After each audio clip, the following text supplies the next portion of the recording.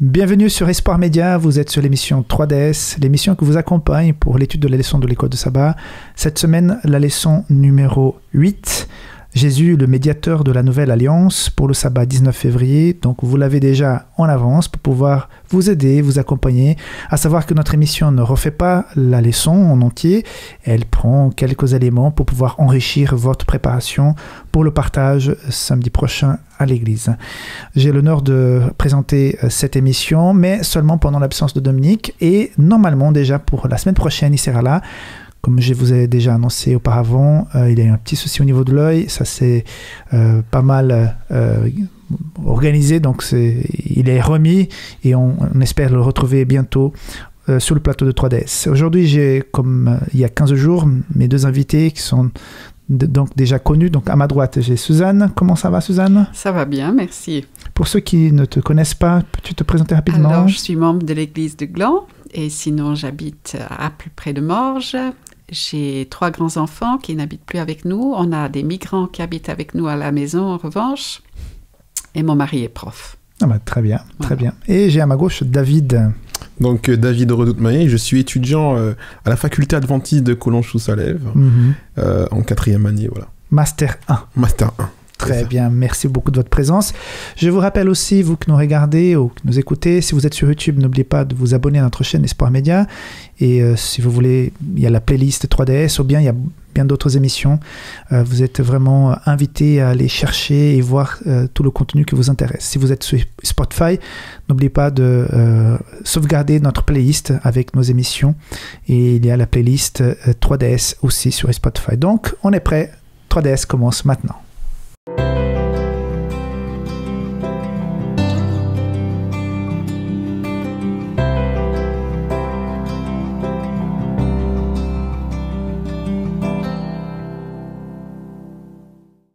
Alors, il est question cette semaine d'une nouvelle alliance, d'un médiateur qui est Jésus de la nouvelle alliance. Avant d'aller dans le vif du sujet, je voudrais tout d'abord parler de changement, parce qu'une nouvelle alliance, ça veut dire qu'il y a eu un changement.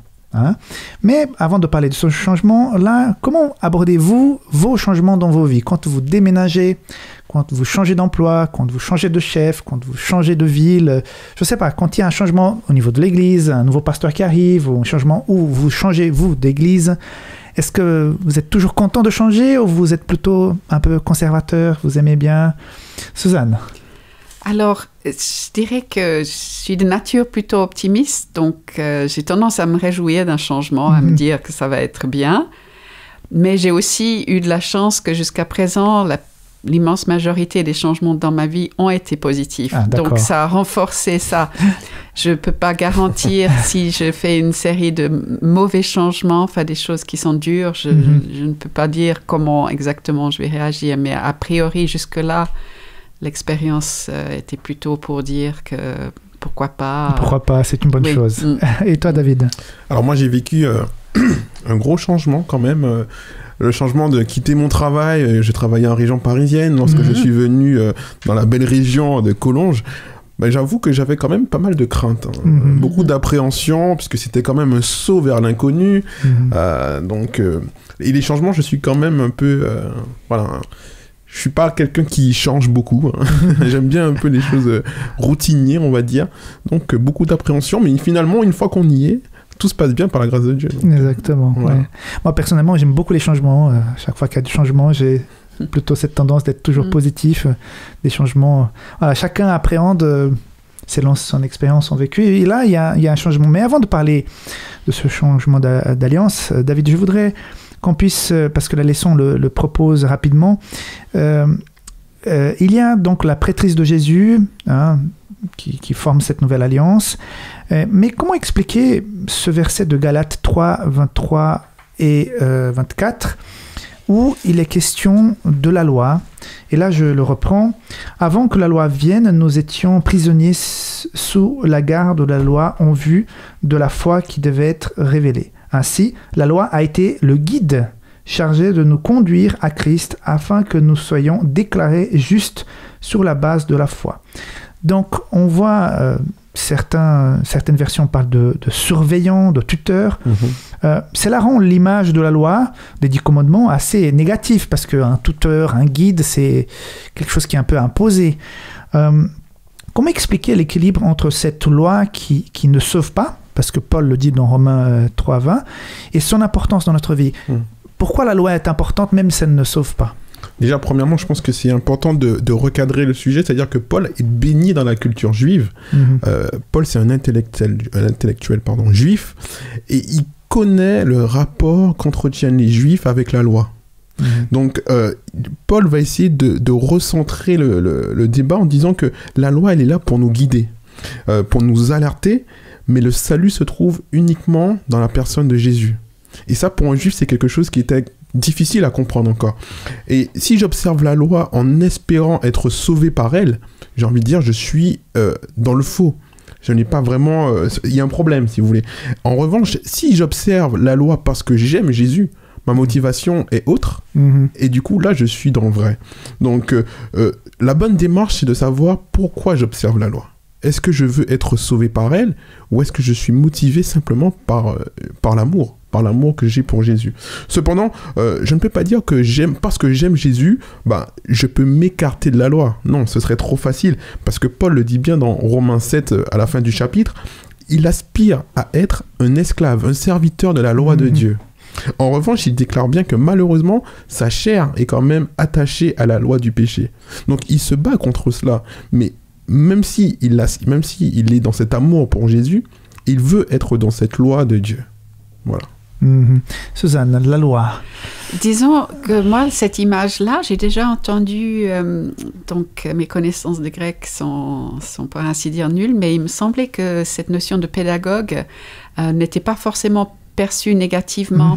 À l'époque que chez le Romain, le pédagogue avait un rôle, souvent les enfants pouvaient mieux le connaître que leur propre père, qui était occupé aux affaires d'État ou à la guerre ou que sais-je, et que ce pédagogue qui était avec eux tous les jours, qui leur apprenait des choses de la vie et de la culture et de plein de choses, pouvait être une influence plutôt bienveillante, je pense. Donc, déjà là, par rapport à cette loi qui nous mène, qui nous prend par la main quelque part pour nous dire viens vers Dieu parce que tout seul, tu ne vas pas y arriver. Donc, c'est un peu comme ça que je le comprends. Et à chaque fois, quand on lit la parole de Dieu, si on prend que nos expériences présentes, notre culture qui est la nôtre, et qu'on fait une lecture vraiment distancée, on a de la peine parfois à comprendre certaines choses. Donc j'aime bien quand on essaye de placer certaines déclarations à leur contexte à l'époque, parce qu'il faut retirer la valeur, le principe qui est dans cette déclaration. Parce qu'autrement on peut vite se confondre. Donc on avance dans cette nouvelle alliance, parlant encore de l'ancienne. Donc Jésus est l'agneau de Dieu qui vient ôter le péché du monde, parce que dans l'ancienne alliance, il y a tout ce système de sanctuaire terrestre et ces services quotidiens et annuels qui étaient importants pour le peuple. Quels sont, donc tu parlais justement de pédagogue, quels sont les éléments pédagogiques qui étaient vraiment importants et intéressants dans ce système de l'ancienne alliance? Il y avait sûrement beaucoup, mais moi je vais juste parler de 2 ou 3 maximum. Je pense que ça permettait vraiment de mesurer les conséquences de cette séparation de Dieu. Séparation de Dieu, source de la vie, que être séparé de Dieu, source de la vie, c'est aller vers la mort. Tout simplement, naturellement, parce que c'est des conséquences naturelles d'après les lois de l'univers. Si on se sépare de la source de la vie, on va vers la mort. Et donc, de pouvoir visualiser et de devoir soi-même prendre l'initiative de donner la mort pour dire c'est parce que j'ai péché que je fais ça. Ça leur permettait vraiment de réaliser la gravité du péché, du fait que ces péchés faisaient souffrir les autres de toute façon, ceux envers qui j'ai péché, et aussi des animaux innocents. Et ça a exposé le grand mensonge de Satan, vous ne mourrez pas. Que oui, s'il y avait cette séparation. Et puis, donc avec le rituel, le sanctuaire et tout ce qu'il y avait là autour, non seulement ça leur donnait la confirmation de cette sainteté de Dieu qui était tellement forte, mais aussi de mesurer par ces différents rites physiquement, de voir physiquement la distance qui les séparait. Tu parlais de fossé, fossé qui nous sépare de Dieu. Et voilà, donc je pense que ça, c'est des choses que cette ancienne alliance leur enseignait déjà. Et puis, je dirais que quand même, encore sous cette ancienne alliance, il y a déjà plein de fois où Dieu manifestait que c'était pas les rites eux-mêmes qui l'intéressaient. Combien de versets où il dit que j'en ai assez de vos... Je ne supporte plus vos rencontres. Voilà, exactement. Ça me sort des narines, etc. Voilà. Et qu'il explique quel genre de sacrifice il veut. Et puis, il montre un tout autre des sacrifices du cœur, de penser aux autres. Enfin, voilà. Donc, déjà, sous l'Ancienne Alliance, elle n'est pas monolithique, elle n'est pas... une seule vision de ce que Dieu essaie de montrer à son peuple, déjà. Et pour toi, c'est tous ces rites de l'Ancienne Alliance au temple, ça... Moi, je vois ça comme la volonté de Dieu d'être au milieu du peuple. Et comme tu le disais, c'est-à-dire que Dieu, il veut être près de son peuple, mais pour cela, il faut qu'il y ait un traitement du péché, parce que Dieu ne veut pas rester en présence du péché. Donc, cette démarche au niveau du sanctuaire devait montrer au peuple le fait... de se purifier avant d'accéder à Dieu. Et ça préfigurait finalement ce que Jésus va faire lui-même. Et le peuple voyait toutes les démarches qui étaient quand même assez pénibles, de devoir amener un animal, etc. Et la régularité, et le temps que ça prenait. Hein. Exact. J'ai fait un calcul, hein, celui qui habitait loin du temple passait 3 mois dans l'année aux festivités, aux déplacements et tout. 3 mois dans l'année. Quand même. Hein. Mais ça montre qu'ils y tenaient, c'est-à-dire qu'ils ne rigolaient pas avec cela. Pour eux, c'était important d'amener ce sacrifice devant Dieu pour demander le pardon de leurs péchés. Mais c'est riche d'enseignements pour nous, c'est-à-dire que Dieu veut rester au milieu de nous, et pour cela, il faut qu'il y ait un travail en nous. Ouais. Continuons, David. On va construire petit à petit ce mur par rapport à cette compréhension de la Nouvelle Alliance. Donc... comment expliquer que la Nouvelle Alliance ne signifie pas que l'Ancienne était mauvaise? On a vu ça dans un trimestre précédent, hein, mais ça serait bien de pouvoir rappeler en quoi une Nouvelle Alliance complétait et donnait encore plus de sens à l'Ancienne Alliance. Voilà, c'est-à-dire que l'Ancienne Alliance n'est pas mauvaise en soi, hein. Force est de constater que... elle était liée à un mode de fonctionnement donné. Oui, mais elle est appelée ancienne, donc tout ce qui est ancien est mauvais, non? Non, justement, non, j'espère pas en tout cas. Mais justement, il y a comme une volonté de faciliter les choses, et puis une volonté aussi d'intégrer le plus grand nombre. Dans cette alliance, Jésus vient justement en dépassement de tout cela, et il apporte une nouvelle alliance universelle, disponible pour chacun d'entre nous, juifs, grecs ou autres. On peut se réclamer de cette alliance-là, et ce qui est intéressant, c'est que Jésus devient la composante de chaque élément qu'on trouve dans le sanctuaire. Il est l'agneau de Dieu, et il est lui-même, comme on voit dans le texte d'Hébreux, ce sacrificateur. Donc finalement, je n'ai plus grand chose à faire si ce n'est d'accepter si ce n'est d'amener finalement cet agneau à Dieu, à ce souverain sacrificateur qui est Jésus-Christ. Alors là où le peuple ne pouvait accéder au pardon que par l'intermédiaire d'un être humain qui était le sacrificateur de l'époque, maintenant je peux avoir directement accès au Père par la personne de Jésus-Christ. Et ça, je trouve que c'est quelque chose de formidable. Je ne suis plus dépendant de personne, et je peux présenter, quel que soit mon péché, devant Dieu, et amener cet agneau qui est pur et sans tache, puisque c'est Jésus-Christ, devant Dieu, et qui va attester le pardon de mon péché. Donc, selon toi, la Nouvelle Alliance, elle ne va pas du tout effacer l'ancienne, elle va amplifier ce qui était montré à une petite échelle. Maintenant, le sanctuaire, en fait, elle est partout, parce que l'agneau est partout.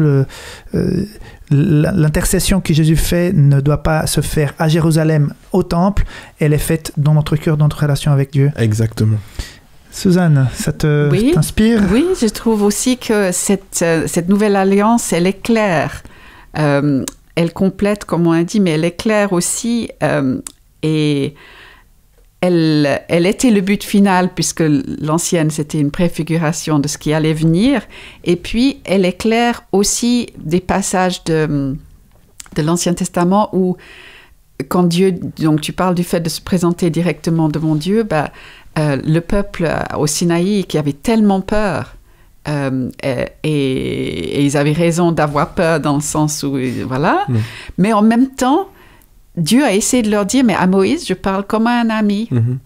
Donc Moïse, il n'a pas besoin d'avoir peur, mais c'est pas parce que Moïse est tellement extraordinaire, il a fait aussi des choses graves dans sa vie.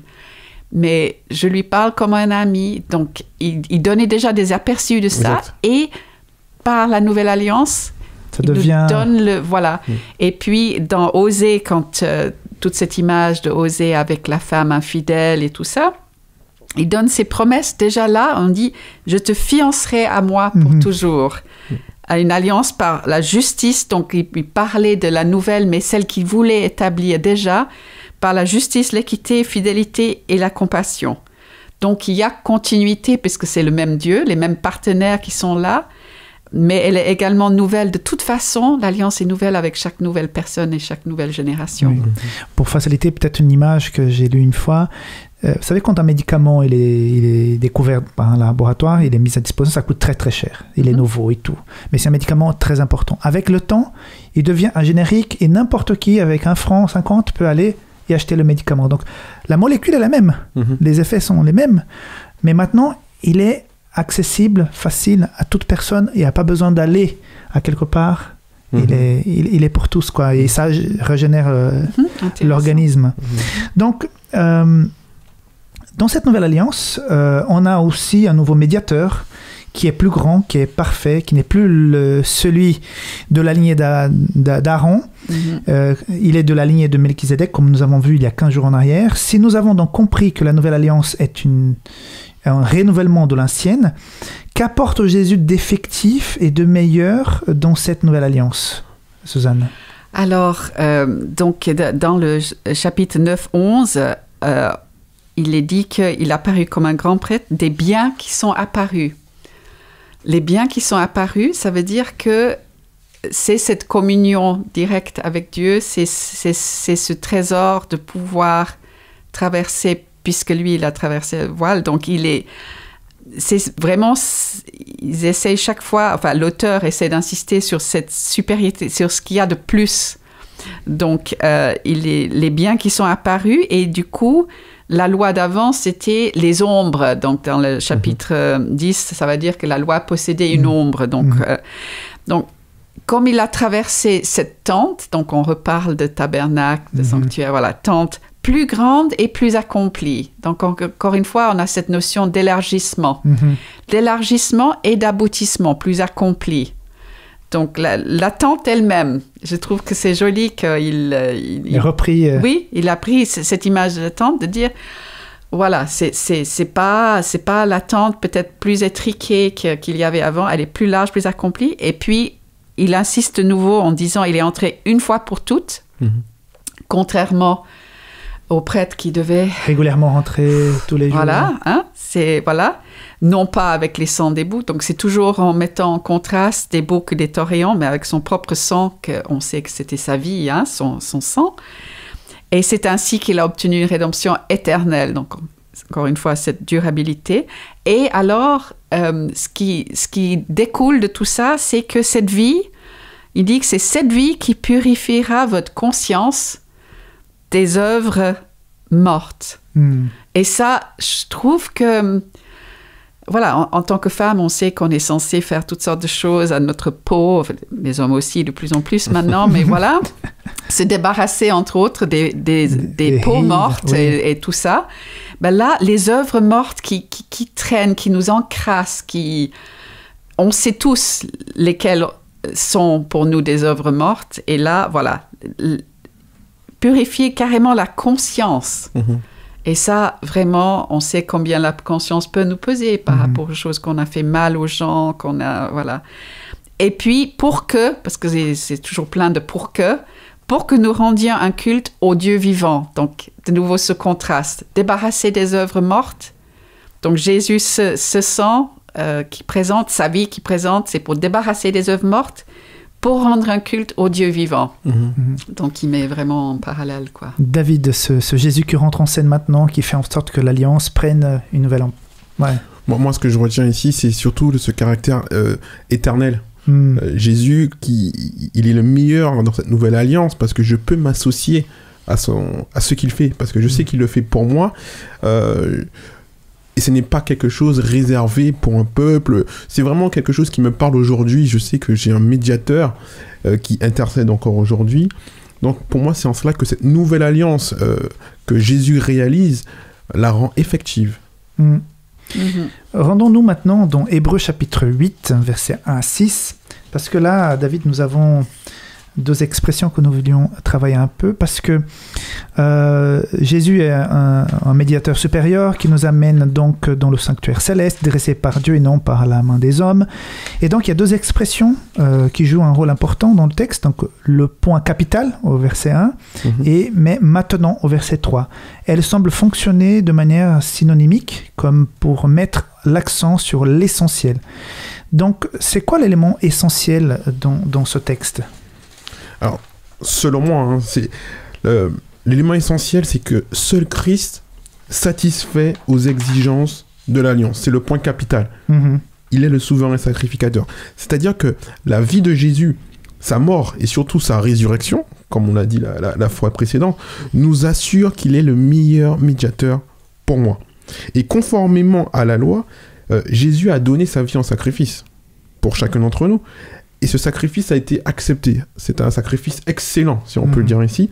Et donc, quand Jésus va s'asseoir à la droite du Père, comme on le voit dans le livre de l'Apocalypse et même dans le livre d'Hébreux, il est reconnu par tous comme étant le seul digne d'avoir ce sacerdoce de souverain sacrificateur. Le plus grand souverain sacrificateur qui soit, à la manière de Melchisédek, parce qu'il n'a ni commencement, ni fin. Donc, c'est quelque chose de supérieur qui nous dépasse, finalement. Un médiateur supérieur, un intercesseur pour chacun d'entre nous. Donc pour moi, c'est ce point capital sur lequel l'auteur des Hébreux essaye de mettre l'accent, c'est que maintenant, nous avons un souverain sacrificateur qui est bien plus grand que ce que nous avons connu précédemment. Suzanne ?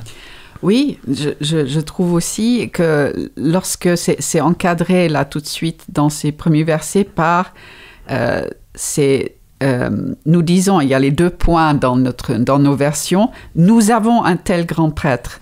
Parce que dans les versets précédents, en fait, il est dans les versets précédents du verset 7, il est dit qu'il y avait besoin d'un tel grand prêtre. Et il est dit qu'est-ce qu'il devait présenter comme gage qu'il devait être saint, innocent, sans souillure, un peu comme tu le disais. Séparé des pécheurs et élevé au plus haut des cieux. Donc, il y avait vraiment plein de critères que vraiment seulement lui pouvait remplir. Et donc, c'était dans son être. Toutes ces choses, c'est par rapport à son être et aussi par le faire, le fait qu'il s'est offert lui-même. Voilà. Donc, il y avait dans son essence et dans son action qu'il apportait cette... qui pouvait jouer ce rôle, un tel grand prêtre dont on avait besoin. Donc, nous avons cerné un petit peu le ministère de Jésus. Maintenant, il est question de nous, les adorateurs. Donc, dans Jérémie 31, 33, Ézéchiel aussi 36, parle que la loi, maintenant, elle est plus sur des tables de pierre, mais ni sur des rouleaux, mais désormais dans notre cœur. Alors, si les supports matériels ne sont plus la norme, comment concilier ceux qui disent qu'une relation avec Dieu se vit par des expériences spirituelles et d'autres avec une étude systématique de la parole? Donc, est-ce qu'on doit être plutôt des adorateurs et vivre dans une relation d'adoration et vivre une expérience spirituelle, pour certains mystique, pour que la compréhension soit plus claire, ou bien il faut vraiment pour bien comprendre Dieu, il faut vraiment plonger le nez dans le texte. Comment concilier ça? Qui a raison? Qui a tort? Qui a le plus raison? Je sais pas. Alors, heureusement, je dirais que ni l'un ni l'autre n'a tort, parce que ni l'un ni l'autre ont tort, ok. Ont tort, oui. Parce que s'imprégner de la parole va favoriser et enrichir les expériences. Et les expériences vont enrichir. Voilà, donc c'est vraiment quelque chose de mutuel. Et puis il y a tellement de versets qui nous incitent à vivre les deux. mais jamais l'un au détriment de l'autre. Au contraire, lorsque l'un est au détriment de l'autre, on a Jésus qui va dire « Vous sondez les Écritures parce que vous pensez avoir en elles la vie éternelle. » Alors là, clairement pas. C'est pas elles. Ce sont elles qui rendent témoignage de moi. Donc là, il montre qu'on peut plonger le nez, comme tu dis, sans trouver Jésus. Et si on plonge le nez sans trouver Jésus, sans trouver Dieu dans tout ce qu'il a voulu se révéler à nous, c'est pas bon. Pas non plus vivre tout seul mes petites expériences en dehors de toute parole révélée, en dehors de... Si Dieu a pris la peine d'écrire pas un livre, mais 66... c'est qu'il y avait une bonne raison. C'est que, voilà, et qu'il voulait, par toutes sortes de moyens, nous parler. Et donc, pour moi, c'est vraiment, ça va ensemble. Et puis, quand David dit « J'ai caché ta parole dans mon cœur », c'est que ça va ensemble, justement. Le cœur qui est siège aussi de la raison, mais aussi des expériences. Des émotions. Donc, j'ai caché ta parole dans mon cœur afin que je ne pêche pas contre toi. Donc, on sait que ça veut dire ne pas manquer le but, ne pas rater la cible. Et c'est pour ça aussi il parle de lampe, parce que clairement, si j'ai pas de lampe, j'avance, je fais des expériences, mais si je suis dans le noir, si j'ai pas la lampe pour éclairer mes pieds, ben je vais non seulement manquer le but, mais me prendre les pieds dans le tapis et tout le reste. Je vous pose ces questions parce que on peut, à la lecture de ces textes, dire Jésus maintenant est notre souverain sacrificateur, il y a une nouvelle alliance, tout ce qui est vieux c'est dépassé, les 10 commandements tu oublies, il faut vivre une expérience avec Dieu.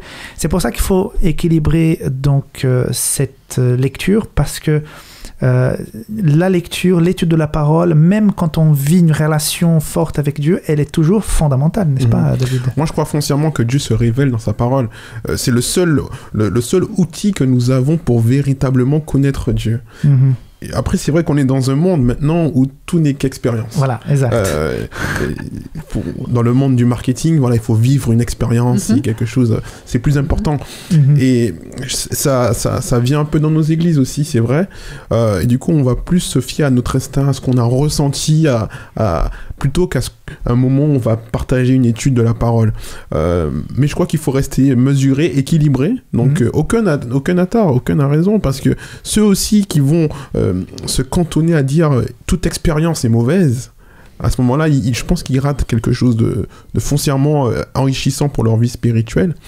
Et au contraire aussi, ceux qui vont s'attendre à des expériences peuvent chavirer, peuvent être amenés à basculer sur une nouvelle expérience qui va les toucher. Et je crois que Dieu parle tant à nos cœurs qu'à notre intellect aussi. Tout à fait, on ne peut pas les dissocier. C'est ça. Justement, pour aller dans cette direction, dans Romains chapitre 13, versets 8 à 10, il est dit que l'amour est l'accomplissement de la loi.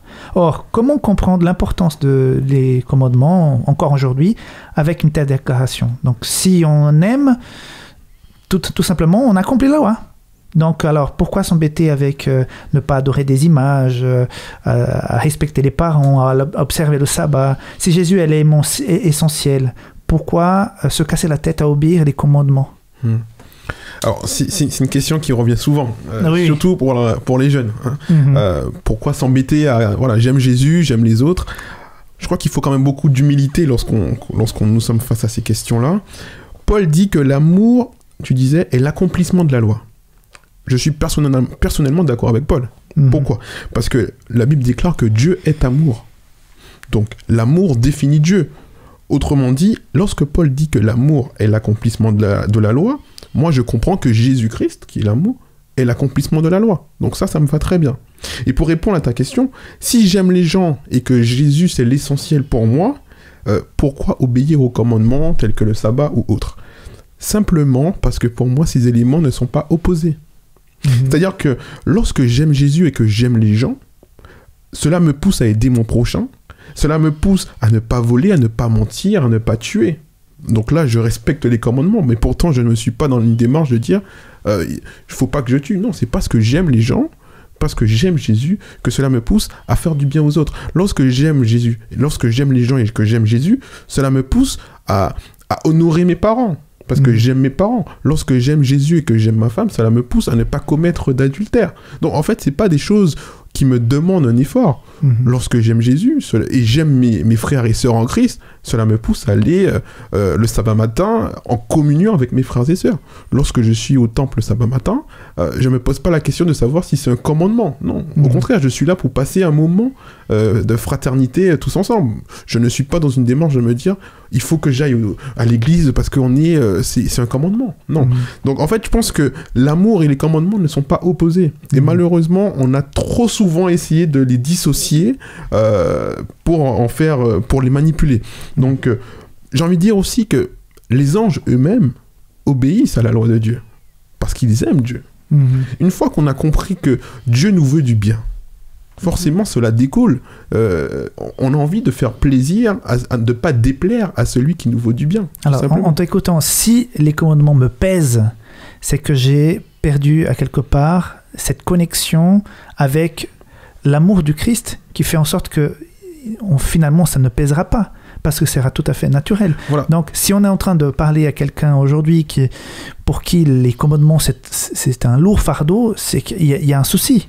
En fait, il faut retrouver le sens. Voilà. Pourquoi je fais les choses? Est-ce que je fais les choses parce qu'il est écrit ou est-ce que j'ai compris que Dieu veut mon bien? Dieu n'est pas là pour nous dire il faut faire ça sinon. Au contraire, Dieu veut nous guider dans un chemin, choisit la vie pour que tu vives et nous laisse la liberté derrière. Et juste un dernier élément, c'est que Paul lui-même, lorsqu'il écrit que l'amour, c'est la loi, suffit à la loi, entre guillemets, Paul observait les commandements. Paul se rendait à la synagogue tous les sabbats, Paul aimait son prochain, Jésus aussi. Donc en fait, Paul qui le dit, n'a pas dérogé au commandement. Donc pourquoi nous appuyons sur ce texte de Paul pour essayer de... Voilà. Ouais, tout à fait. Suzanne, tu es maman de trois enfants. Hein? Et je pense qu'à la maison, au moment de expliquer un peu la loi de Dieu, les commandements et tout ça, quand ils étaient adolescents, ça pose des questions. Et comment expliquer à des enfants, comment expliquer à des gens qui ne connaissent pas encore la parole de Dieu aussi bien, qu'en fait, quand on aime, on suit naturellement les commandements, on suit naturellement les valeurs que la Bible nous présente. Moi, je pense que des explications sont probablement assez peu efficaces. Les sermons. Oui, je pense qu'avec le recul et même en voyant aussi autour de moi, les explications sont peu efficaces et c'est plutôt si des enfants comme d'autres adultes aussi peuvent voir les signes d'une relation que ça peut leur faire envie. Après, c'est aussi libre à eux de choisir et il y a différents moments où ces choix peuvent être faits, mais que c'est justement, s'ils arrivent à voir que Jésus fait quelque chose dans nos vies qui change notre façon d'être en bien, qui nous donne un espoir, un vrai espoir qui n'est pas ébranlé par la première mauvaise nouvelle qui vient, qui nous donne un sens, qui nous donne des buts dans notre vie, je pense que ce sera plus efficace qu'effectivement... Imposer. Oui, et même des explications, comme tu dis, tout à fait juste d'expliquer que c'est naturel, etc., mais... Tant que ça reste abstrait, c'est la rencontre avec le Christ et tant que chacun n'a pas fait cette rencontre, eh ben, ça va forcément paraître pesant et lourd et c'est pas pour rien qu'il disait mon joug est léger, etc. Il essayait d'expliquer aux gens que si on se met avec lui, tout ce qui était lourd devient plus léger. Mais dès qu'on veut tout reprendre sur nous-mêmes... Et hop, ça y est, je reprends mon sac et je repars, ben voilà. Ça va pas. Alors, je pense que la plus belle expérience qu'une personne puisse faire, c'est d'avoir vraiment gravé dans son cœur la loi de Dieu, par l'amour qu'il a pour lui.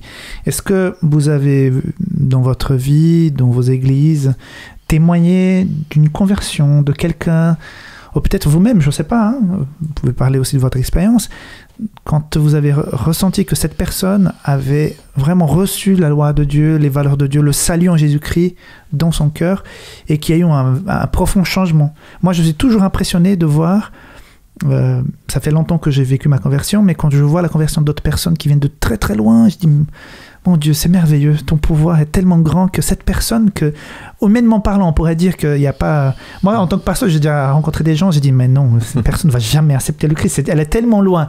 Et puis après, Dieu me donne une claque et on dit, mais voilà, mon pouvoir.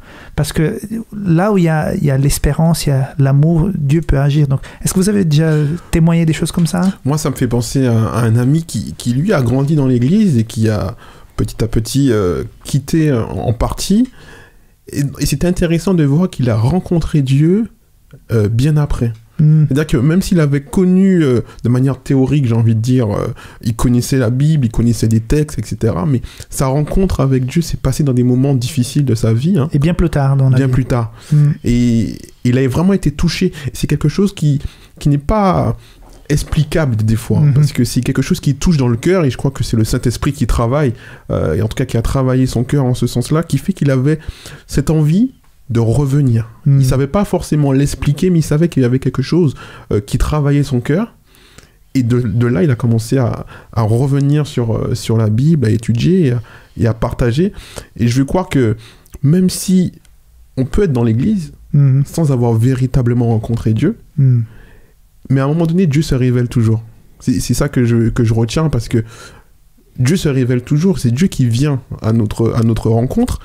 Et tôt ou tard, libre à nous d'accepter aussi cela, parce qu'on est totalement libre. On est dans une relation d'amour saine. Donc, mais lorsqu'on comprend la profondeur de l'amour de Dieu, c'est beau de voir quelqu'un qui répond, tout simplement. Ouais. Suzanne, un exemple? Oui, alors ceux qui sont dans la classe d'école du sabbat que je fréquente à Gland savent que je parle assez souvent de mon père parce qu'il a eu une grande influence sur moi. Et en fait, je réalise que c'est entre autres à cause de la transformation dans sa vie. Alors évidemment, je ne l'ai pas connu jeune, mais j'ai eu des témoignages de gens, notamment il était prof, et puis qui jetaient des craies dans la salle de classe. Il y avait des craies encore à l'époque, quand il était énervé, puis qui était connu pour des répliques assez cinglantes, qui pouvaient, comme on dit maintenant, casser des gens. Enfin bref, voilà, il y avait un tempérament colérique que j'ai aussi. Et on dirait pas ça. si. Et justement...